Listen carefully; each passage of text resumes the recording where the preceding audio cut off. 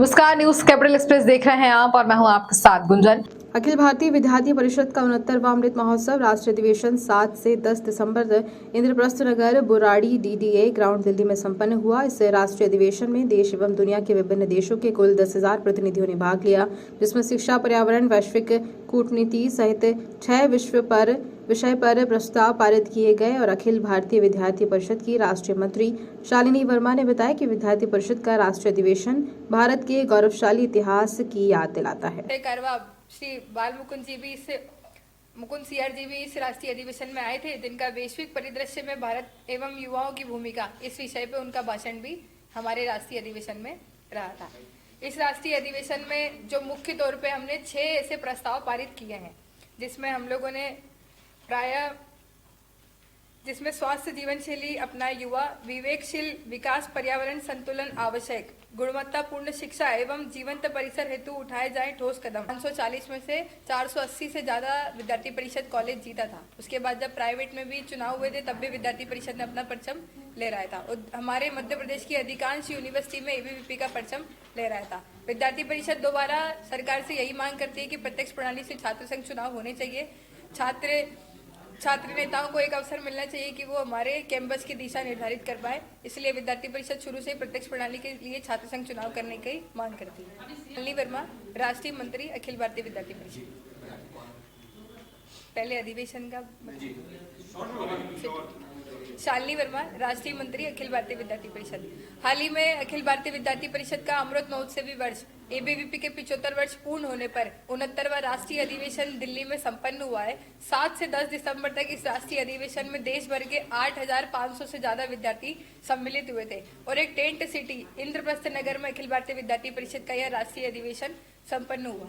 इस राष्ट्रीय अधिवेशन में देश के गृह मंत्री अमित शाह जी भी आए थे, जिन्होंने कहा कि मैं एबीवीपी का ऑर्गेनिक प्रोडक्ट हूँ और देश के सभी विद्यार्थी भगवान श्री राम की प्राण प्रतिष्ठा के इस शुभ अवसर में सभी विद्यार्थी इसमें सम्मिलित हो, ऐसा भी उन्होंने आग्रह किया है। अखिल भारतीय विद्यार्थी परिषद ने इस राष्ट्रीय अधिवेशन में अपने कुल 7 प्रस्ताव भी पारित किए हैं, जिसमें स्वास्थ्य जीवन शैली अपनाए युवा, विवेकशील विकास, पर्यावरण संतुलन आवश्यक, गुणवत्तापूर्ण शिक्षा एवं जीवंत परिसर हेतु उठाए जाए ठोस कदम तथा वैश्विक कल्याणकारी भारतीय कूटनीति शीर्षक तथा राम मंदिर व नारी शक्ति वंदन अधिनियम एक ऐतिहासिक पहल शीर्षक, ऐसे 2 प्रस्ताव भी हमारे एबीवीपी के इस राष्ट्रीय अधिवेशन में पारित हुए हैं। इस राष्ट्रीय अधिवेशन में प्राध्यापक यशवंतराव केलकर पुरस्कार भी 3 समाज सेवियों को दिया गया। इस यशवंतराव केलकर पुरस्कार में रजत शर्मा जी, जो देश के वरिष्ठ पत्रकार है, वो भी उपस्थित हुए थे। एक भव्य शोभा यात्रा के माध्यम से दिल्ली की सड़कों पर भी युवा तरुणाई ने भारतीय संस्कृति का परिचय दिया है और आगामी कुछ दिनों में आनंदमय सार्थक विद्यार्थी जीवन बने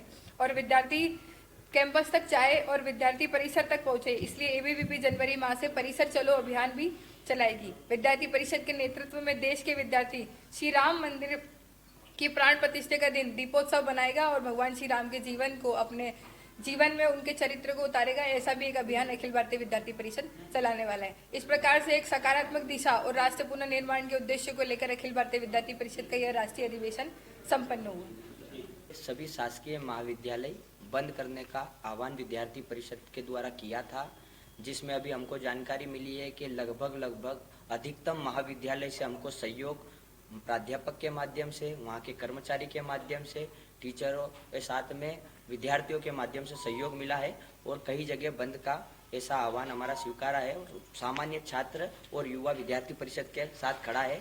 साथ ही इसके दूसरे चरण में हम लगभग पूरे प्रदेश में इसी प्रकार की इस न्याय की मांग को उठाते रहेंगे।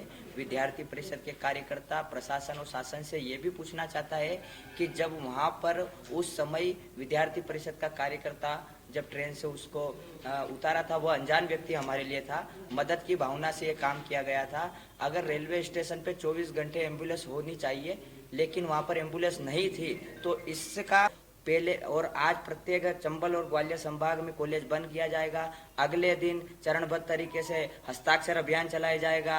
19 तारीख के दिन में ग्वालियर में न्याय यात्रा निकाली जाएगी। इस चरणबद्ध आंदोलन को निरंतर हम बढ़ाने का प्रयास करें। इसमें युवाओं का हमको समर्थन मिल रहा है और न्याय के इसमें मौन के साथ में अगर आक्रोशित होना पड़ा तो आक्रोशित होकर भी आंदोलन विद्यार्थी परिषद करेंगे।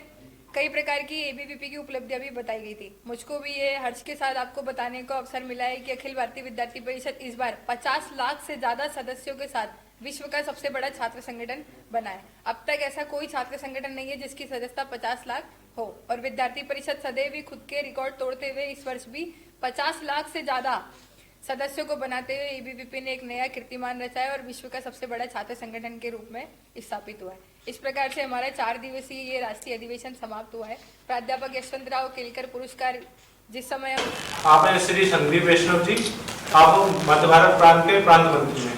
आप हैं प्रभाकर मिश्रा जी, आप भोपाल महानगर के महानगर मंत्री हैं। मैं शिवम जाट, मध्य भारत प्रांत मीडिया संयोजक। अब मैं आगे करता हूँ। आप के ऊपर एक प्रदर्शनी भी रखी गई थी।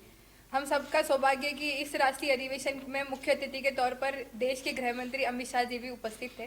देश के गृह मंत्री अमित शाह जी ने जब मंच पर भाषण दिया तो उन्होंने सबसे पहले यह बताया कि मैं अखिल भारतीय विद्यार्थी परिषद का ऑर्गेनिक प्रोडक्ट हूँ और जो भी हूँ आज अखिल भारतीय विद्यार्थी परिषद के दिए संस्कारों और ज्ञानशील एकता के मूल मंत्र से हूँ।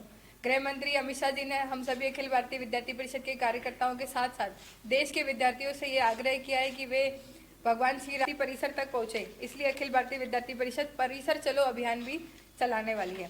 साथ ही देश भर का विद्यार्थी श्री राम मंदिर प्राण प्रतिष्ठा के दिन दीपोत्सव बनाए और भगवान श्री राम के चरित्र को अपने जीवन में उतारे। इस हेतु विद्यार्थी परिषद आगामी कुछ दिनों में यह अभियान भी चलाने वाली है। तो एक विशाल स्वरूप हम लोगों ने राष्ट्रीय अधिवेशन का देखा और इस राष्ट्रीय अधिवेशन से ही देश की दिशा निर्धारित कैसे करे विद्यार्थी, उसके लिए हम सभी संकल्पित होकर कार्य करेंगे। ये इस राष्ट्रीय अधिवेशन इस प्रकार से हमारा संपन्न हुआ। इस वार्ता में आप सभी का स्वागत है। अभी हाल ही में अखिल भारतीय विद्यार्थी परिषद का अमृत महोत्सव वर्ष 75 वर्ष के निमित्त दिल्ली के बुराड़ी मैदान में 7 दिसंबर से 10 दिसंबर तक अखिल भारतीय विद्यार्थी परिषद का राष्ट्रीय अधिवेशन संपन्न हुआ है और इस 69वें राष्ट्रीय अधिवेशन में पूरे देश भर से 8,500 विद्यार्थी सम्मिलित हुए थे। और ये हम सभी के लिए गर्व का क्षण है कि हमारे अखिल भारतीय विद्यार्थी परिषद के राष्ट्रीय अधिवेशन में एक लघु भारत का और भारतीय संस्कृति की विरासत का दर्शन होता है। इस राष्ट्रीय अधिवेशन में देश के कोने कोने से देश के प्रत्येक कैंपस से 8,500 विद्यार्थियों की सहभागिता रही थी। और जब प्रथम दिन अखिल भारतीय विद्यार्थी परिषद का ये राष्ट्रीय अधिवेशन शुभारंभ हुआ था तब एक प्रदर्शनी का उद्घाटन किया गया था। उस प्रदर्शनी का नाम दत्ताजी डिडोलकर के नाम से रखा गया था। इस प्रदर्शनी में दिल्ली की संस्कृति, दिल्ली का इतिहास, देश भर की पूरे भारत में जिस तरीके से वैश्विक पटल पर भारत का स्थान है, इस प्रकार की प्रदर्शनी भी रखी गई।